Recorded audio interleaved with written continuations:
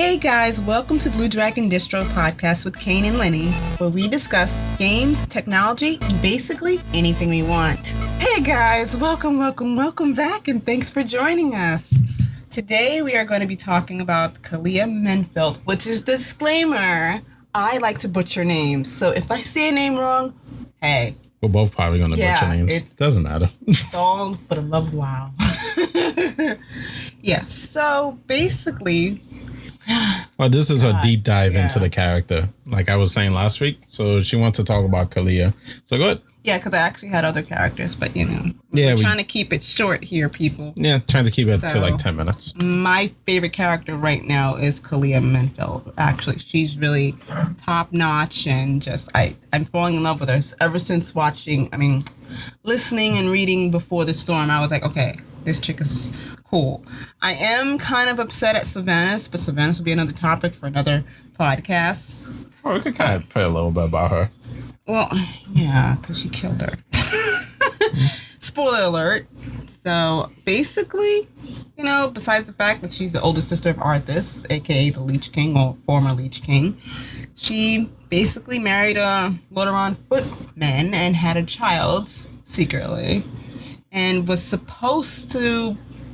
Basically, once Arthas had married and, had his heir, she was going to be brought back, and her husband would have became higher status, and her daughter would have had claims to the throne. But, since death came and destroyed everything, and Arthas killed his father, kind of went south for the poor girl.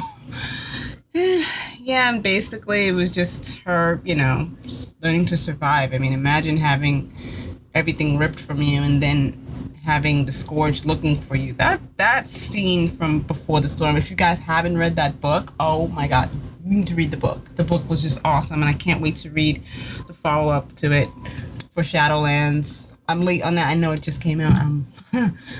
Life happens with this pandemic, but, And basically what we're talking about when I say that she was killed by Sylvanas, which she kind of made me sad for that little part, because I love Lady Sylvanas. I was kind of upset that she got jealous because some of the Forsaken was meeting their human family members that survived everything, and it was actually becoming more of a mutual... oh, wow, we can actually be neutral and friends and welcome each other with love. And Sylvanas, got jealous and just decided to kill everybody. Well, the way Sylvanas looked at it, in my opinion, was that, if this happens, then that kind of blurs the line between the Forsaken and the humans. And she wanted, I believe, still stay with the Horde. She still is angry about what happened. I don't think, more and more I look at it now and more I go over it with Sylvanas, I don't think everything she does is very strategic, and I don't think she wanted to stay ultimately with the Horde. And like the whole ending of Battle for Azeroth, she totally was like, you guys are basically nothing, and not to get too much into Sylvanas though, but look at what Greymane did to her. Took away her future pretty much for her and the Forsaken. If you remember that cutscene. Well, Greymane is such a... I don't like it. Yeah, not to go too off topic, but, it's all those things that led her up to going into Shadowlands. Which, we'll leave for another time. I can't wait to see more of Calia in the future expansions and books, and I hope they still, keep her... The fact that she is actually her own separate, Forsaken, as in the light... that just makes her even more ooh, cool. Yeah, let's go into that a little bit, because this would be really the first Forsaken that actually was brought back by the light and actually is infused with the light, right? Yeah. And that was because she was brought back by the Nuru, which we already said we would butcher the name, but Saara, S-A-A-R. Oh, that's how I pronounce it. Yeah, and well, you should see how I pronounce. See, how do you say it? See, I'm gonna say origami. See, yeah, that's fine. But yeah, that Nuru was I think the one that I think at the end we saved. I think that's how that story went. I don't remember. I have to go back and look at it. There's so much going on with Azeroth and all these different characters that just make it so people to say, oh, there's nothing to do in the game. It's like, dude, you pay attention. There's so much. It's overwhelming at times. And I'm so glad that, they have, And what's her name? Christine Golden? yeah, Christine Golden. Yeah. She's the She's writers just for the book. awesome. Yeah. And anyway, going back to the whole light thing, one thing you could tell if you ever look at her character model is you ever look at her eyes looks, if I'm right, completely different from the other Forsakens, right? Yeah. But so does, is it, wait, Derek Prodmore? Yeah, because he's like her lieutenant now. Mm-hmm. So, which I thought was really cute and sweet. Just kind of brought it like full But don't circle. forget, how was Derek Proudmore brought back? God, I don't remember how he was brought back up because he was just a non-factor to me. I mean, I get it. He was Jenna's brother, and Savannah's tried to make him one of her minions. Yeah. And we saved him in the game. Well, with the help of Bane. Yeah, with help of Bane was very stressful for him because I know he was worried about his people getting punished for everything, for what he did.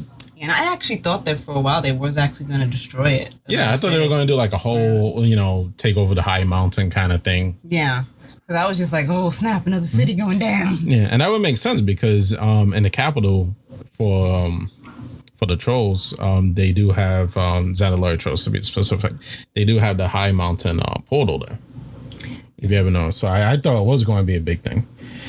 But who knows? It may be in the future because Savannah's is still not done with her crazy. And then the other thing is now because of Lillian Voss, she's part of the council now, the whole council. And you know what the funny thing is? Like before, Battle for Azeroth and everything, like kind of like during like Cataclysmist times and like a little bit after that, like Lillian Voss's story. I actually liked her character for a while too, how they developed her as well. Yeah. So They put a lot of time into her because we met, at least we've seen her 5 times. At least I've seen her 4 times. I think there's extra. Probably. Yeah. Because I played on so many different characters just to relive certain storylines. Yeah. If you played the rogue, you definitely seen her more times. But I think if you didn't play as a rogue, I think you've seen her at least 5-6 times. Yeah. In the storyline. And every time she's always badass. Yeah. And actually, think about it, I actually have her daggers on my rogue. Cool. Yeah. I'm in the future I am gonna probably work on a rogue to actually play it because But yeah. But also to go into it with her Calia, the interesting thing is she was able, and I don't remember the Forsaken's name. Man, I missed the name, but there was a priest Forsaken. Yeah, I think I know who you're talking about. I don't remember the name either because, like I said, there's so many different characters and have so many different stories to tell. It's just beautiful. But the good thing about her character, at least, is she was able to see past the Forsaken. That's why she did the whole gathering. Yeah. Because with her meeting that one individual that became Forsaken when Lordaeron got attacked, she was able to see past that. Okay, there is Forsaken and there's Scourge. Yeah, I think his name was Alphonse. Yeah, Alphonse. You're right. So, there was that. And then, when she became who she became now. Sorry to cut you off. But I can't wait, or I hope Blizzard or Christine Golden actually goes into like who, or if her family, her husband and her daughter are still alive. Because there's a lot of speculation on they did go through in the book. Who exactly it is. But didn't they go through in the book? I don't think she ever met them. I only read it once, but it was just still like certain pinpoints just stuck with me. Yeah. Like her. She's totally stuck with me. That's why I was like, oh snap, she's going to threaten Savannah's. Well, no. Well, the thing is, the way they ended it, I think is maybe in the new book. So, spoiler alert. Yeah. Is which we haven't read. We have to read that one. But I think they went to talk to Tyrandra, the leader of the Night Owls. Oh, her. Yeah. After all of this so far. See, I have a love-hate thing with her, but we'll talk about that. Well, so far, the good thing from what I gathered from what I quickly read, is that she's not going to be like, oh, I'm after the Forsaken. Her mind is dead set on Sylvanas at this point. But at the beginning, she was kind of geared towards the whole Forsaken. Which I agreed. Yes, and understandable no, because if that was happening to me, I wouldn't particularly. That's like blaming like a whole group of people when in reality they was just following orders. But now look, Forsaken has Night Owls as undead. Which is pretty cool, and I don't really like Night Elves, even though my first tune ever was a Night Elf spoiler. It's pretty cool, but at the same time, to her, it's like spitting in her face. I think that's how she takes it, because they should not die like that. Well, she's a very emotional Night Elf. So, but the good thing is, you know, the way that conversation went, they did get into arguments supposedly based on the book or the story. Yeah, with Anduin. But yeah, no, I think Anduin wasn't there. It was Thor. Was it? Oh, Thor was there because they had, I guess, a private meeting, and at the end, Thor was. Oh yeah, that's right. Yeah. Thor was, and then he promised her Savannah's yeah, head. promised head was. I'm thinking then the orcs would be involved. But I don't think they're gonna get rid of Savannah's head because she's like a key character. Well, we'll see. We'll see how the Shadowlands go. Like, do you see BlizzCon? She's a key character. She's a key character because Shadowlands. She has her own. No, she's been one, and she has her own statue. When I'm telling you, when we get our own place, I'm getting a statue of Savannah's. So, all right. Yeah. Oh, what was it else we wanted to talk about? Was it you had something on your agenda? No, I went through all my parts for this part. Yeah. Next part. Yeah. Then we're gonna go to the next part. Yeah. As you can tell, we get really involved and we will go sidestepping. So if you want to learn more about her, obviously you can Google it and find out more about, you know, her. Yeah, some of this information at least I got was from Wild Wiki. I don't know where Lynnee got hers. My information, like her backstory, that was in Before the Storm, and that always stuck with me. That's why I was like, oh, you are cool. Where have you been? So I kind of like her. I mean, I do like her. She's like one of my favorite characters, and I hope they still continue to keep her around and develop her, and not just, okay, she's here, and then sidestep her later. So I hope they keep her prominent because she had, her storyline would be juicy in the future if they keep sticking with it. Blizz keeps sticking with it. I hope they do. Fingers crossed. All right. And now a word from our sponsor. All right, guys. So we're going to be talking about two subjects, which I know some people have a love-hate relationship with, or probably mostly hate. One would be about the whole level scrush, and also about heirlooms. In particular, that the experience but the experience gain you get from it is being removed. One thing I want to give credit to a YouTube channel, SignsOfKelani. I listened a little bit to his video just to get a better understanding than just, you know, reading articles on that. Since some of the articles are a little bit like, and then people are just like getting angry out there. Yeah, because people like to get angry at every little thing that Blizzard does. Yeah. It's kind of like, come on, guys. Really? Okay. So, but let's look at this. So, the heirlooms, right? The way we know right now it works is, if in the current patch, is with the heirlooms, they go up with you in stats and everything as you level, as long as you, I guess, max them out for level 120. And at the same time, you keep that experience boost that they give you, which is giving you 5% some pieces. Yeah, and I'm mad because I just started using them like that. That's what some people getting pissed about. But then at the same time, I'm just like, whatever. Take my money, Blizzard. Could have passed like what, 3-4 weeks? No, actually, it's been going on for a while. 2 months. They gave you the experience boost of what was something with the winds. Mine with the winds. Yeah, win something, but it's 100%. And I'm still working on all my alts to get them all to 120 to screenshot that, because it ain't gonna be that way in Shadowlands. But that's what I mean. Then people are buying the heirlooms, and now, you know, in these upcoming months where they start talking about heirlooms and the changes, everybody's like, yeah, because heirlooms are expensive. Yeah. The higher the level is expensive. And I was just like, what? I don't have that much gold in my bank. Yeah, so everybody's like, wait, I paid for the heirlooms. Now you're going to strip off the experience in the next expansion. Why about if I have, you know, alts that I need to level? So 2 things I want to make note of, which does lead into the next conversation. But the 2 things is, 1, we have the level squish. There's a reason for it. I'm going to kind of go through and explain it. The level squish. Yeah. And then 2, you also got to look at from this point of view, it's going to be way harder when the expansion drops to level an alt. I'm sad about that. Gotta believe that. I'm not saying it's going to be difficult where you can't just make a tune, or even a new person. I don't want to discourage any new players coming. That, you know, hey, I make a character, it's going to take me a week or 2 to get leveled up. No, it won't. I'm going to try to go through it. But honestly, you know, if you have mains, you're trying to keep up with your guildies because you guys want to do end game content right away when the raid becomes available, and you're trying to get gear, honestly, I highly doubt you're going to be focusing on the ult. Yeah, it's like this expansion towards the end, I'm just now starting to gear up my tunes, which in all expansions, all the guildies would always be like on my case about it because I would never like get my item level high enough for anything. I'll just, once it got up to the maximum level, I'll be like, all right, I'm good. But now it's like the first time I'm actually like, oh, I need to item level. And then it's like, and then I hear about the whole skirmish of the leveling and I'm just like, did it to me Level again. squish.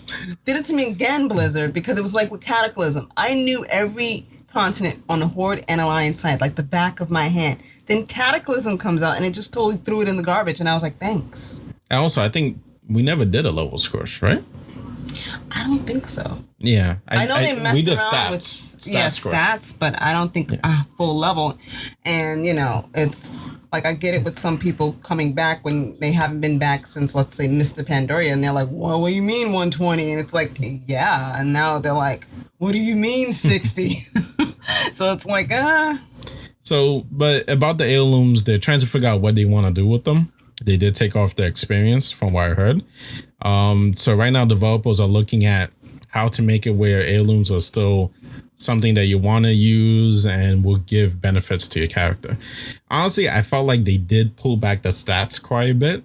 So I'm thinking they may increase the stats, but that's just a theory. Like, you know, they didn't announce anything yet. So I can see them doing that. And also you got to look at from this perspective was the same thing on the YouTube channel SignsOfKelani mentioned is these heirlooms, they go up with you in item level as you level. It's not like you put them on, you find replacement item, you take off, you put a replacement item and you keep replacing. It's like, no, these items actually keep growing with you until you hit your max level. So even with that, that's still extremely good. It's less gear that you have to worry about getting. I think really all you need is like what, a ring and one other piece that you need to focus on getting most of the time. gotcha. So, yeah, you don't need anything else. Anything else you think about heirlooms?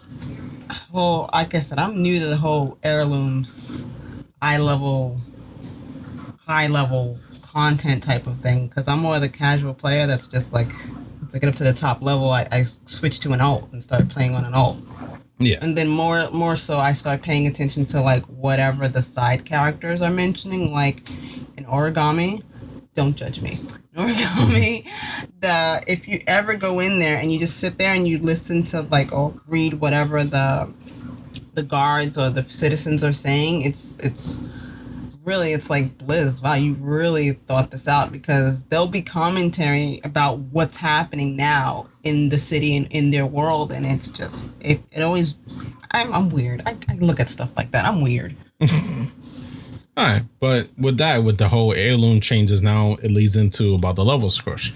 So as all of us knows, we're going from 120 to level 60 now. Yeah, that makes me sad. That really makes me sad. It was bound to happen. It was going to happen. I was hoping it wasn't. And then at the same time, I was hoping that as they progress into a level, would they reach a cap where it's like, okay, so it's like, oh God, because every expansion was like, oh, now another 5 levels, now another 10 levels. And, you know, but if you stop to not really think about that and actually think about how your character's playing, what they're interacting with and everything, then it kind of softens the blow.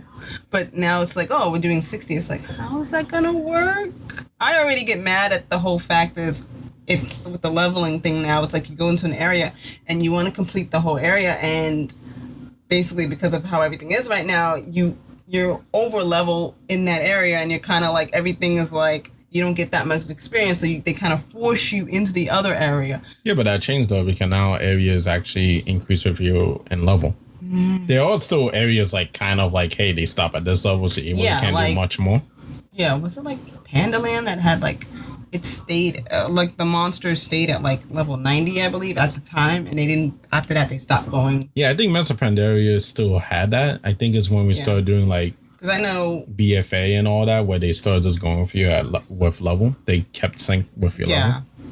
But at that point, it's a good thing and a bad thing at the same time. Well, yeah. Because you didn't like, okay, you couldn't just run through places at high levels. Exactly. Like now they are at your level. Exactly. It's like, no, what are you doing? So, you know, about the whole level squish, though, you know, going into also with the heirlooms, you know, people were concerned. And it's like, but you got to look at, you know, they changed it. how quickly you gain experience. And unfortunately, I know I keep on referring to the YouTube channel, but Kelani, sorry, that he did, I think, level 1 through 50 at least, and they were able to do it without flying in 13 hours. That's still a lot, though. It's a lot, but That's a lot. That's a lot of soda and coffee to stay up to. No, but it's like a day, and it's like imagine sitting in your computer. I mean, I don't think. Well, yeah, at your computer, sitting there, but I doubt it. He sat there 13 hours straight, but still, it's like I get mad when I'm sitting here for like 2 hours. I'd be like, I gotta get up. But the way I think about it, it takes us double the time, if not a little more than double. It takes us like trying something else to get a tune leveled up, and that's at least getting to the 110. That's not even going from 110 to 120.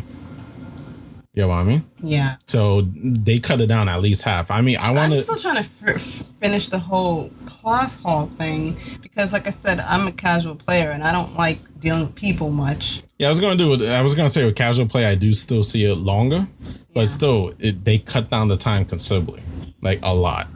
And you gotta look at it from that point of view that. Because that's why they're removing the experience from the heirlooms, because they cut down on how much experience you need to gain. You're going from 1 to 60. They cut out at least the other 60 levels. The other thing they're doing, which, I want to go into it, is from 1 to 10, you get to do, what was it called again? Exile Island? That is also, I'm a little bit upset about that too, because I love the starting areas for each of the races. Yeah, but I think they may give you options to do them. I know, but then it's like,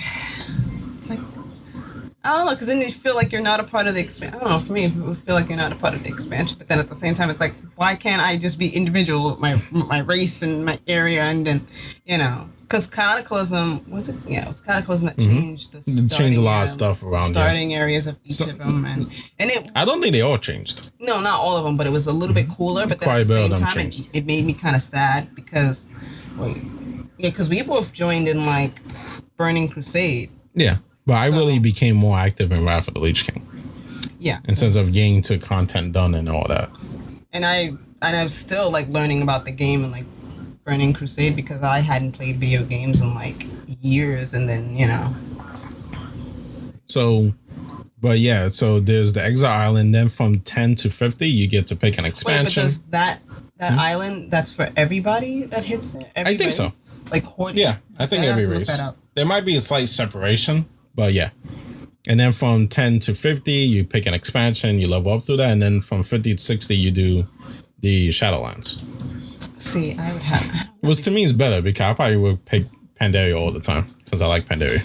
Well, the only thing that I would probably do for Pandaria, because they have a lot of beast pets out there, probably my hunter would probably like staying there because they can, tame a pet. There was one thing that I did want to tame and I forgot where it is and I would have to go back and find it. And also, so for the most part, I feel like that's why BRAs is getting the treatment they're getting. But like I said, developers will have to find a way of making it more enticing so people would still use the BRAs. And at least we're getting a game this year with everything going on. It's like, at least we're getting a game. So I don't think we should be complaining. Even though I won't be surprised if it gets slightly delayed. I can see that happening just a little bit. Yeah, but I'm all forgiving for anything being delayed this year. This year is basically canceled. Yeah, and also just to wrap things up, also about the whole level squish, how they're handling it with how quickly you level on that. The thing is, there's a little technical trivia, which I was talking to you about. And I don't know how true it is. A developer could always, if a developer ever hears this, could recorrect. Even though we never hit the limit of this engine, the way they were going.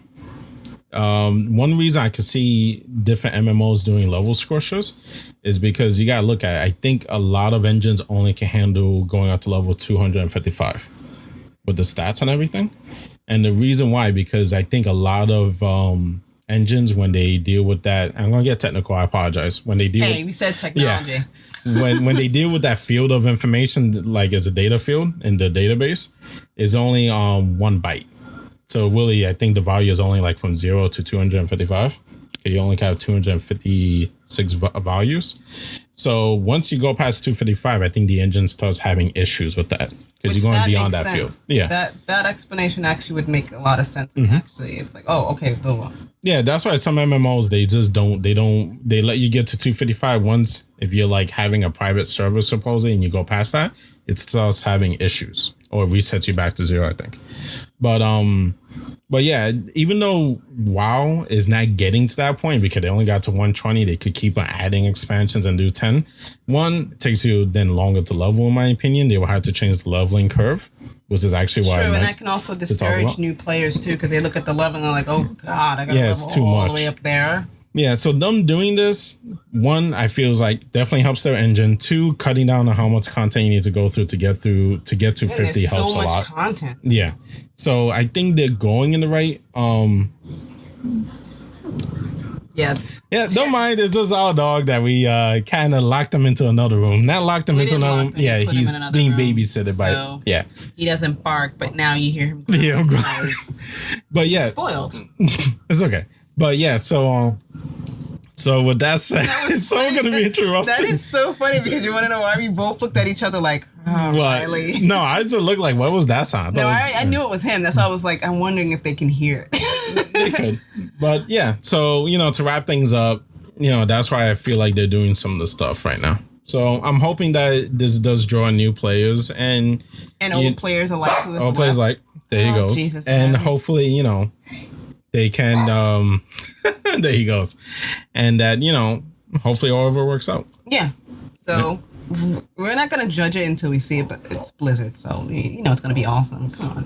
Yeah. All right, guys. So that's pretty much the end of this podcast. And we'll see you guys next Sunday. Thank you. Yeah, thank you guys. Join us again. So the way we plan on doing this, because we didn't give you guys schedule last time, is every Sunday, by 9, come join us every Sunday. Yeah, every Sunday by 9 a.m. This should be published on the different podcast platforms. We're trying to get on Google and Apple. We did get on some other ones, even Spotify, but we haven't gone through Google and Apple yet. Oh, and watch us on Twitch. We're on Twitch. Yeah, on Twitch, and also we're also on YouTube. Blue Dragon Distro. If you look up Blue Dragon Distro for YouTube, you'll find us. And on Twitch, my name handle is Doc2088. What's yours? I don't know. Okay. Because I don't stream much on Twitch. I think I did like twice. And I was just like, who is going to watch me play and then make random comments? Because I do that. I will make random comments. And then the person going to be like, what? All right, but you could come and visit us on those two platforms. And, we're going to be here. We're planning on staying here for a while. Yeah, so maybe next episode I'll say what my Twitch is. But it's a really sad Twitch. So every Sunday, 9 a.m., we'll have an episode uploaded. Yeah, come join us. Please subscribe or follow us on your podcasting platform of your choice. And, we'll see you guys around. Yeah, because we're still noobs at this, Have a good one, guys.